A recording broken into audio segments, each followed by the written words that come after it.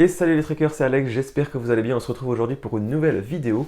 Cette vidéo sera un petit peu particulière, peut-être qu'elle n'intéressera pas mon public habituel, mais je vais parler de la Nouvelle-Zélande et particulièrement du PVT. Comme vous le savez peut-être, j'ai passé un an en Nouvelle-Zélande avec un PVT, un programme vacances-travail ou Working Holiday Visa, du 28 mars 2023 au 17 mars 2024, donc quasiment un an. Et dans cette vidéo, je vais vous donner tous mes conseils et mes astuces pour réussir votre PVT en Nouvelle-Zélande et votre départ là-bas. La vidéo va se décomposer en plusieurs parties qui vont s'enchaîner à peu près chronologiquement, c'est-à-dire de la demande de visa jusqu'aux démarches qu'il faut faire sur place et même quand on part à la fin de son PVT. Je vais essayer d'avoir une logique, même s'il y aura des petites redites ou des petits décalages temporaires, mais je vais essayer d'avoir une logique chronologique dans la demande de son PVT pour la Nouvelle-Zélande. Premier point de la vidéo, c'est le plus important, c'est le visa, donc le Working Holiday Visa, donc le visa vacances-travail. Pour ce faire, il faut que vous vous rendiez sur le site de l'immigration néo-zélandaise. Moi, ce que je vous conseille, c'est de vous rendre sur le site de pvtist.net. Tout est expliqué parfaitement et vous avez même des tutos pour faire vos demandes, etc. Entre guillemets, ce que je vais vous résumer là, c'est que pour faire votre demande, vous devez en tout cas vous acquitter de 280 € à peu près, répondre à un questionnaire personnel et de santé. Si vous ne mettez pas de choses particulières, il n'y a pas de souci. Et une semaine après environ, vous recevrez votre visa pour la Nouvelle-Zélande. Et à compter du jour où vous le recevez, vous avez un an pour partir. Ce n'est pas parce que vous le recevez que vous devez partir immédiatement. Vous avez un an pour partir au moment de la délivrance. Également, le gouvernement néo-zélandais vous demande quand vous arrivez sur place, j'ai rencontré des gens qui ne l'avaient pas fait, mais attention, vous pouvez être refusé. Donc il faut avoir une assurance privée, là aussi on en parlera juste après. Il faut avoir assez de fonds pour un billet retour et un petit peu d'argent parce que l'État ne va pas vous aider. Et également, il faut avoir son visa sur soi lorsqu'on arrive à l'aéroport. Deuxième point, c'est également obligatoire si vous voulez vous rendre en Nouvelle-Zélande, c'est d'acheter vos billets d'avion. Moi, je vous conseille de les prendre un petit peu à l'avance. Moi, je l'avais pris 3 mois à l'avance. Les prenez peut-être un peu plus en avance si vous partez en période estivale. Donc, c'est-à-dire que vous arrivez pour l'été. Donc, c'est l'inverse de la France. Donc, l'été, c'est de novembre à février. Donc si vous arrivez vers octobre, septembre, ça va encore, mais si vous arrivez un petit peu après, les prix risquent d'augmenter. Je vous conseille également de ne prendre que l'aller et non pas l'aller-retour. En fait, le gouvernement vous demande d'avoir soit l'aller-retour, soit juste l'aller et assez d'argent pour vous payer le retour. En gros, si vous vous foutez la merde dans le pays, au moins, ils n'ont pas besoin de débourser de l'argent pour vous foutre dans un avion. Pourquoi prendre uniquement l'aller? C'est beaucoup plus de liberté. J'ai rencontré plein de gens qui avaient pris l'aller-retour et au final, la date de retour, ils n'avaient pas fini leur voyage, ils ont essayé de décaler, mais il y avait des frais, etc. Voilà, donc c'est un peu plus de liberté d'avoir juste l'aller et d'acheter le retour une fois qu'on est là-bas. Personnellement, moi j'étais passé par les agences en partenariat avec PVTist, donc vous avez des petites remises grâce à ce partenariat-là. Et en plus, c'est une agence, je crois que c'est Océanie Voyage ou je sais plus quoi, enfin, je mettrai les liens, tout ce qu'il faut dans la description. Mais en tout cas, ça m'a pas fait payer beaucoup plus cher comparé, même pas plus cher que si j'avais pris tout seul, même moins cher. Et moi j'ai pris Qatar Airways à l'aller pour à peu près 1000 € aller, et au retour j'ai pris Emirates et c'était 1000 € aussi.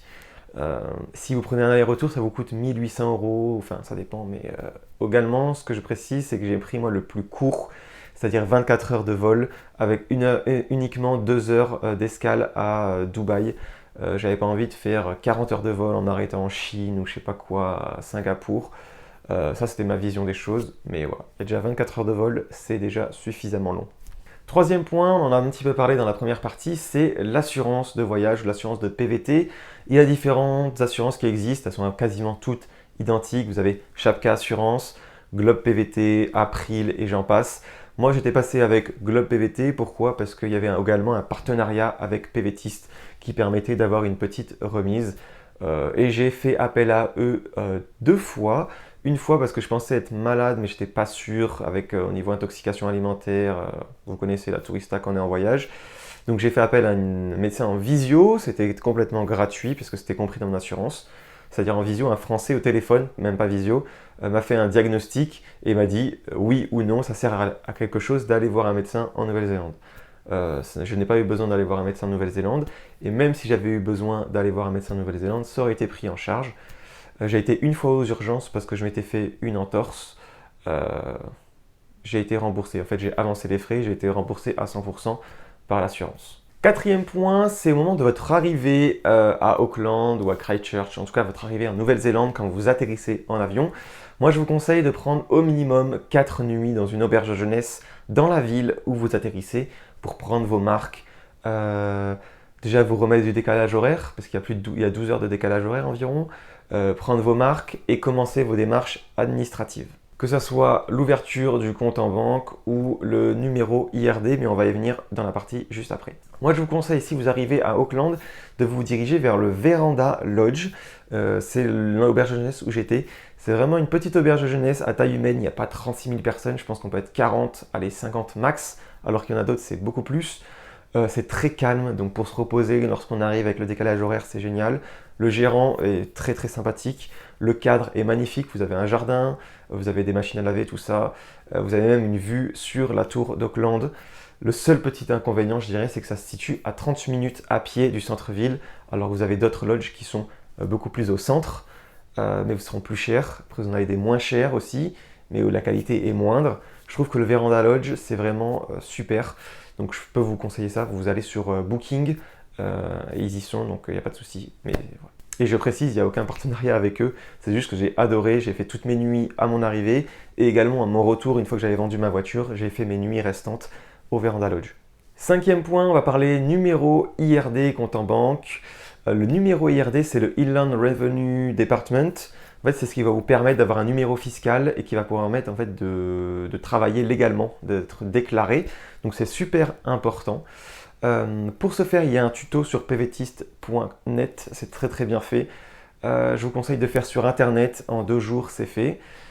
Je vous conseille également d'ouvrir votre compte en banque avant d'ouvrir votre IRD parce que votre IRD demande votre compte bancaire pour faire des virements, des choses comme ça. Donc c'est mieux d'avoir son compte bancaire ouvert et ensuite d'ouvrir son numéro IRD. Pour le compte bancaire, moi j'étais allé chez ANZ. Ça peut être un petit peu long pour l'ouverture. Je sais que moi quand je suis arrivé, il y avait 1 mois d'attente. Fort heureusement, moi j'avais fait une pré-ouverture en ligne. Vous pouvez le faire quand vous allez sur le site de ANZ. Vous faites que vous êtes un étranger, un visa, et vous pouvez faire une pré-ouverture en ligne. Moi je l'avais fait 2 semaines avant mon départ, donc j'ai dû attendre ensuite 2 semaines à Auckland. J'en ai profité pour aller faire des petits voyages, profiter pendant les 2 semaines de fin mars, début avril, où il faisait encore beau. Autrement, petit conseil, s'il y a vraiment trop d'attente pour ouvrir vos comptes en banque, vous pouvez aller en dehors des grosses villes. Il y aura beaucoup moins d'attente.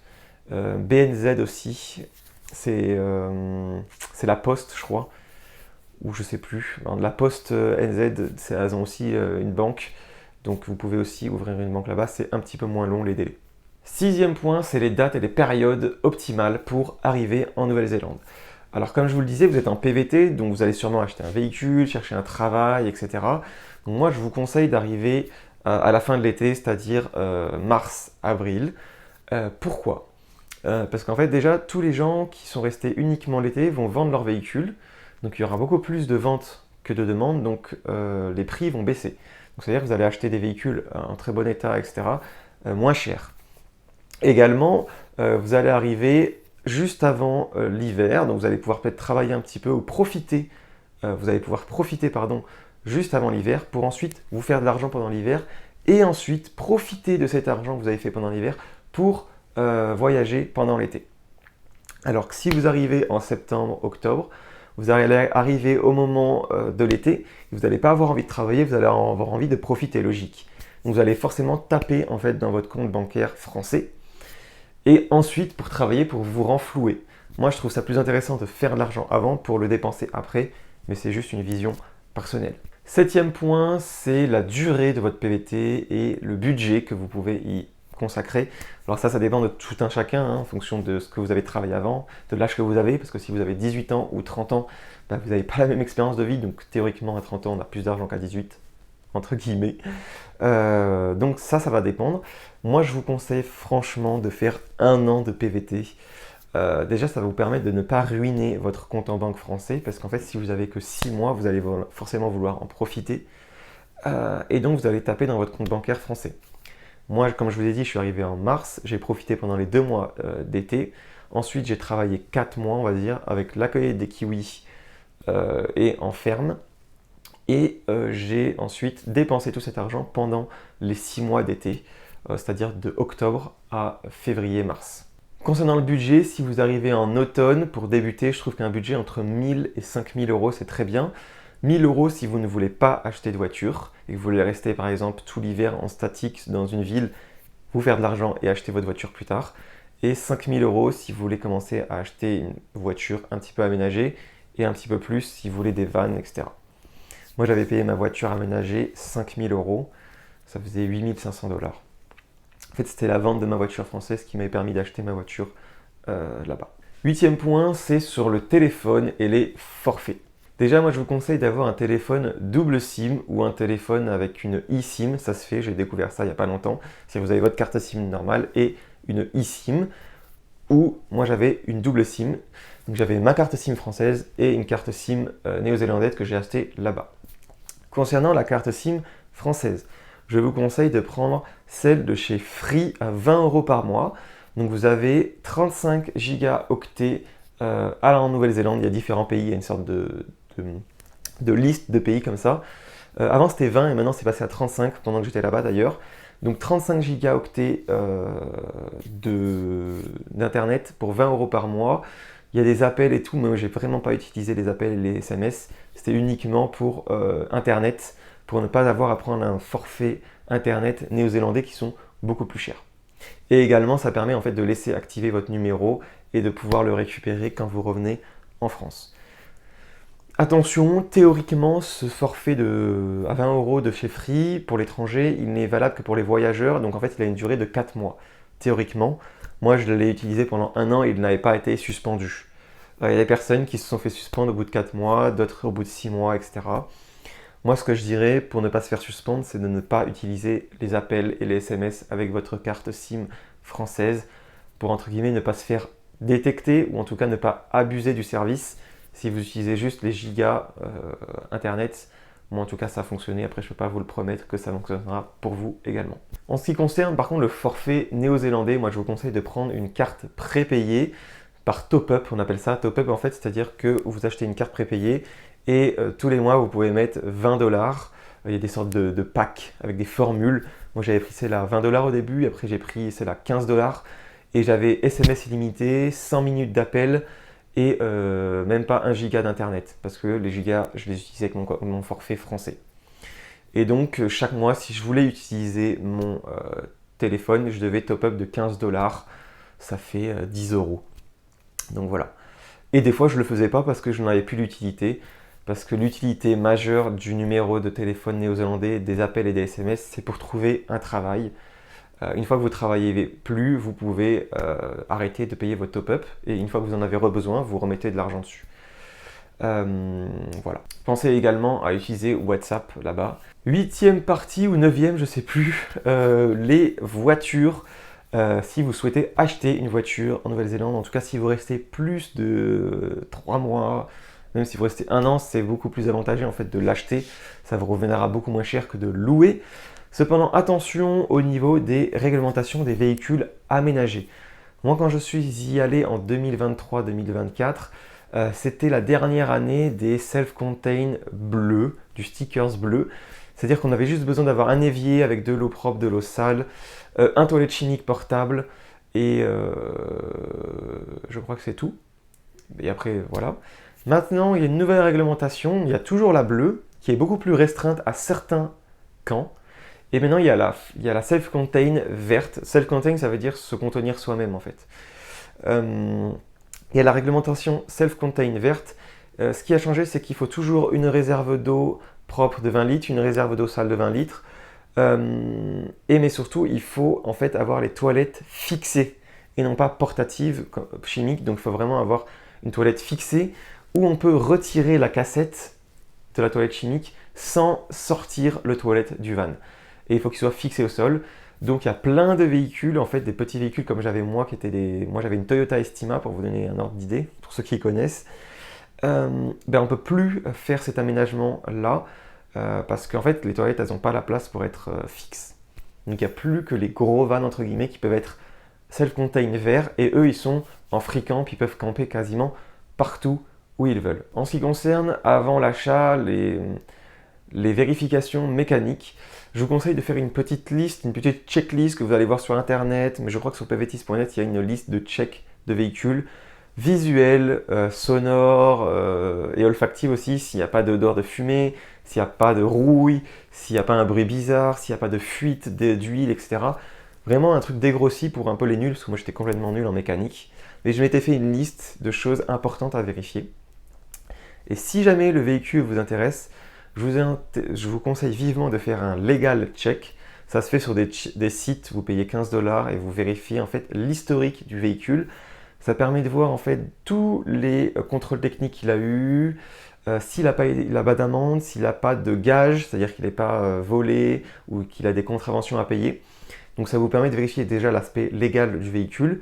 Et ce que je vous conseille également avant de faire, c'est de faire un Pre-Purchase Inspection, donc PPI, PPE, PPI d'ailleurs, pas PPI. Le Pre-Purchase Inspection, c'est-à-dire que vous emmenez votre véhicule dans un garage et il fait une sorte de contrôle, pas technique mais un contrôle de routine, mais assez poussé quand même, qui vous permet de dire le véhicule est défectueux ou est plutôt en bon état avant de l'acheter en fait. Je vous conseille de faire ce Pre-Purchase Inspection chez AA. Vous paierez plus cher, mais au moins AA c'est un centre auto, c'est un peu comme Noroto ou autre, c'est national.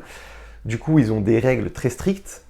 Et également, personne peut aller être pote avec le mec de AA et lui dire bah, moi je vais amener des gars demain, tu leur fais passer le Pre-Purchase, mais tu leur mets tout est bon, alors pas du tout. Alors si vous allez dans un garage indépendant, il peut y avoir ce risque-là, que la personne qui vend le véhicule connaisse le propriétaire, etc. Également, c'est vraiment le truc le plus stressant, acheter un véhicule à l'étranger, surtout une certaine somme, c'est vraiment le plus stressant, donc faites bien attention. Je vous conseille également, et ça c'est plutôt un message pour les voyageurs et pour vous futurs voyageurs de PVT, entretenez vos véhicules, c'est super important. Déjà vous n'aurez pas de problème.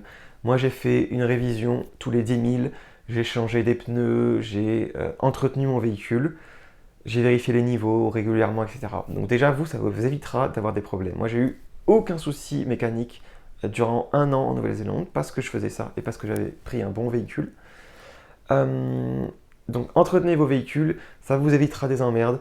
Vous revendrez beaucoup plus facilement votre véhicule quand vous partirez parce que vous aurez gardé toutes les factures de votre entretien, donc ça montrera que vous avez un suivi. Et également, c'est beaucoup plus respectueux pour les prochains voyageurs.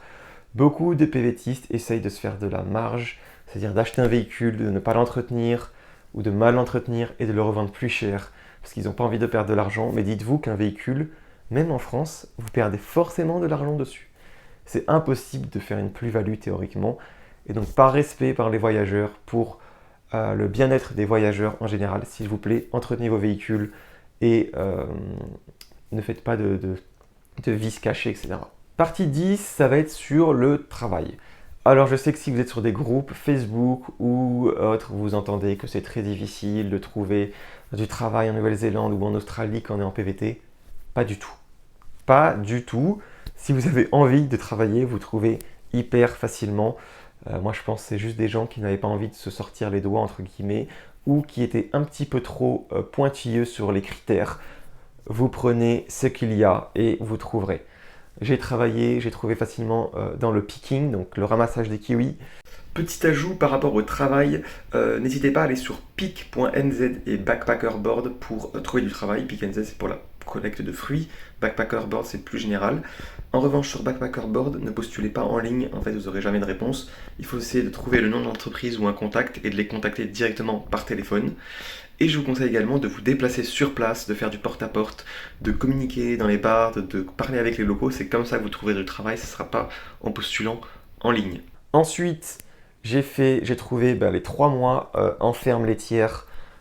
Trop bien comme expérience, conduite de moto, de quad, de buggy, conduire les troupeaux dans les petites montagnes vallonnées, faire la traite, les soins aux vaches, etc. Bon, c'est pas une exploitation comme en France, hein, c'est 2000 bêtes, 1100 à traire, des hectares à en perte de vue, mais moi je me suis cru pour un cow-boy, c'était génial. Et ensuite, j'ai fait également un petit peu d'intérim dans l'île du Sud pour renflouer un petit peu les caisses pendant l'été. Pour les intérims, je vous conseille, c'est super facile en fait de trouver et ils ont tout le temps du job. Il faut juste pas être fine bouche. Ils vous donnent du job, vous y allez et voilà. Moi, j'ai des copains, ils ont travaillé pendant 3 mois dans un bar-restaurant. Ils n'avaient jamais servi, ils ont été serveurs. Voilà. Si on veut, on trouve facilement. 11e partie, on va parler du sac à dos, c'est de la valise entre guillemets, du matos à emporter. Moi je vous conseille déjà d'avoir un petit sac à dos cabine de 30 litres et un sac à dos soute de 50 litres environ. Moi j'en avais un plus petit de 40, mais voilà. Pourquoi un sac à dos? Déjà une valise c'est chiant, parce qu'une fois que vous aurez votre van ou que vous serez en auberge jeunesse, ça prend beaucoup plus de place, c'est gros, c'est volumineux, c'est encombrant. Et en plus, votre sac à dos, vous pouvez l'utiliser pour transporter vos affaires en voyage et aussi pour partir en trek, en randonnée avec, si jamais c'est des objectifs que vous avez en Nouvelle-Zélande. Également, ne prenez pas non plus 36 000 affaires. C'est pas le tiers-monde, la Nouvelle-Zélande. Il y a des magasins de vêtements qui ne sont pas forcément ultra chers non plus. Vous allez à The Warehouse, c'est une sorte de Jiffy où vous trouvez de tout. Et vous avez des vêtements pourris. Moi, j'ai acheté des vêtements là-bas pour la ferme. J'ai acheté des chaussures de sécurité, une polaire, des chaussettes bien chaudes, etc. Ça suffit largement. Bon, après c'est sûr, quand il y avait une soirée ou autre en ville, j'étais habillé comme un clochard parce que j'étais en jean, avec des chaussures de trail et une polaire Quechua. Voilà, mais tout le monde est un petit peu habillé pareil en PVT, on n'y va pas pour être sur 131. Si vous êtes randonneur pour le matos, je vous conseille d'emmener tout votre matos que vous avez en France, en Nouvelle-Zélande. Certes, ça va prendre un peu de place, mais au moins vous aurez tout ce qu'il faut et surtout que le matériel de trekking en Nouvelle-Zélande est relativement cher et pas forcément, enfin moi j'ai pas trouvé que c'était hyper technique ou super bien, donc si vous avez du bon matos que vous avez investi en France, emmenez-le en Nouvelle-Zélande, ça vous fera des économies et vous serez content d'amortir le matos que vous avez acheté. 12e point, on va parler au niveau des activités, je vais être très bref. Au niveau des Great Walks, si vous faites de la randonnée, les Great Walks c'est un peu les GR, donc c'est les grandes marches. Il faut réserver longtemps à l'avance. Moi j'ai réservé 6 mois à l'avance, je m'étais mis une alarme, ça ouvre les Great Walks aux alentours de juillet. De toute façon vous allez sur le site des Great Walks qui s'appelle, je ne sais plus,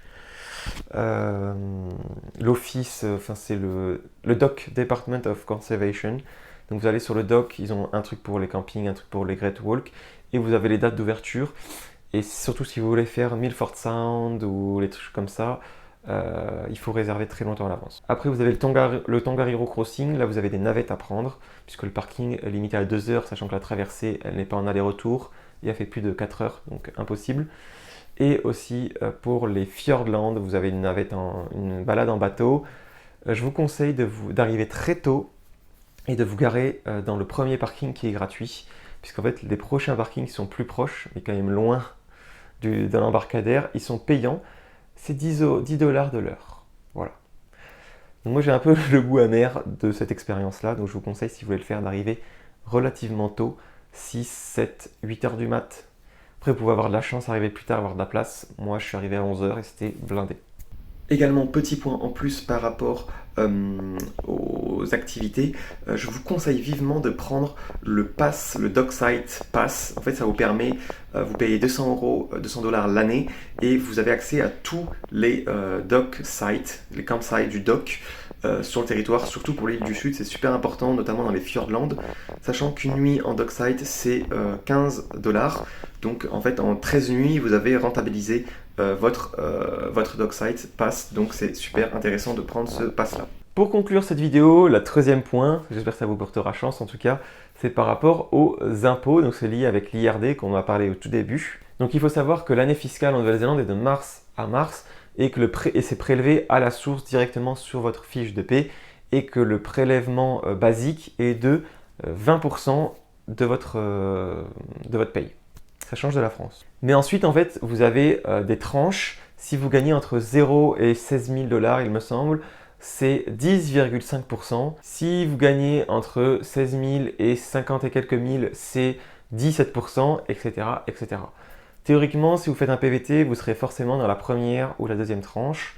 Donc, si vous restez inférieur à 15 601 €, 16 000, en fait, sachant que vous devez être taxé à 10,5, mais que vous avez été taxé de base à 20, l'État de Nouvelle-Zélande va vous rendre 10%, soit 50% des impôts que vous avez payés. Il faut savoir également que le tax refund, donc le retour sur taxe de 50% souvent, ou à peu près, se fait à la fin de l'année fiscale, donc après mars.